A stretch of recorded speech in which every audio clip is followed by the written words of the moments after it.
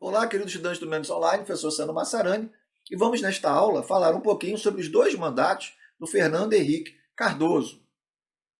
Bem, pessoal, o Fernando Henrique vai ser eleito por causa da grande popularidade do Plano Real. Inclusive, vai ser eleito no primeiro turno, né, nas duas eleições, não tivemos segundo turno, e o Fernando Henrique foi eleito nessa esteira aí do Plano Real, que realmente deu um grande golpe na hiperinflação que o Brasil vinha passando. E a moeda real, principalmente no primeiro mandato, no início, ela era muito forte, chegou a valer mais que o dólar.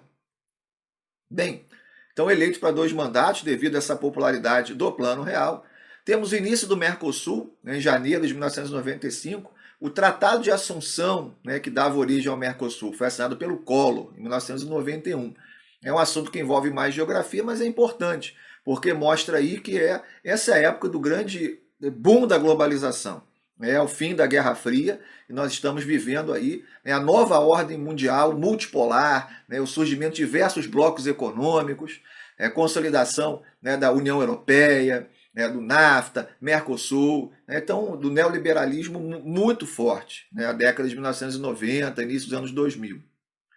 E o Fernando Henrique, então, vai implantar uma política altamente neoliberal de privatização da economia, né, defendendo a entrada direta de capital estrangeiro. É, nós vamos ter várias privatizações, vários setores no Brasil. Né, privatizar é quando uma empresa pública torna-se privada. É a ideia do Estado mínimo, né, de reduzir a intervenção do Estado, de agilizar os processos. E aí a principal empresa privatizada foi a Vale do Rio Doce, né, uma das grandes mineradoras do planeta. Vamos ter a privatização do setor de energia elétrica, privatização do setor de telefonia, enfim. E além das privatizações, que foram largamente criticadas, outras vezes elogiadas, né? Então há sempre uma disputa sobre aí, o sucesso ou não das privatizações, e o Fernando Henrique ele vai acabar com o monopólio da Petrobras no Brasil. Né? A Petrobras foi criada lá no segundo governo Vargas, que tinha o monopólio da extração e refino.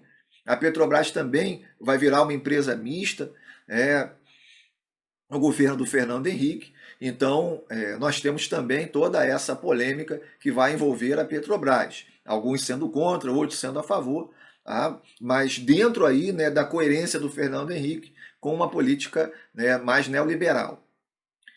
Vamos ter o fortalecimento do MST, né, do Movimento dos Trabalhadores Rurais Sem Terra, e outros movimentos sociais também, né, por causa justamente dessa política de privatizações. É interessante também, há um pouco um paradoxo aí, porque o Fernando Henrique ele vai ser o presidente, um dos presidentes que mais realizou a reforma agrária e também a demarcação de terras indígenas. Então, tido como um governo neoliberal, a política não é simples, pessoal, ela não é uma coisa exata também, fácil de ser explicada. Mas aí, de certa forma, pode ser visto como um paradoxo. E também nós vamos ter o início de programas assistencialistas, tá? Principalmente envolvendo Bolsa Escola e outros, né, programas de assistência social, vão começar a se formar, né, no governo do Fernando Henrique, e hoje são, né, prática recorrente aí na política brasileira.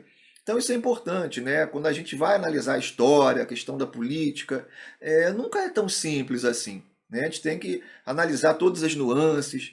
Né? Às vezes a gente realmente classifica um político com tal ideologia, mas quando estuda ali, né, tem também algumas coisas que a gente tem que analisar em oposição, que é o caso aí do Fernando Henrique. Na parte econômica, assim, de privatização, foi bem neoliberal, mas ao mesmo tempo teve esses programas assistencialistas, né, teve demarcação de terra indígena, né, considerável, e teve também assentamento familiar.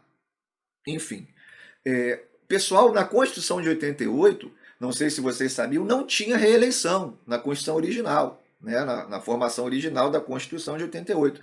Né? Então o Fernando Henrique ele vai usar aí do seu capital político, da sua força política, para valorizar, para fomentar, né, a aprovação de uma PEC, né, uma emenda constitucional, permitindo a reeleição. Então, originalmente o mandato não previa reeleição, e é aprovado, e o Fernando Henrique vai ser reeleito. Tá? Então nós estamos já chegando no campo das atualidades.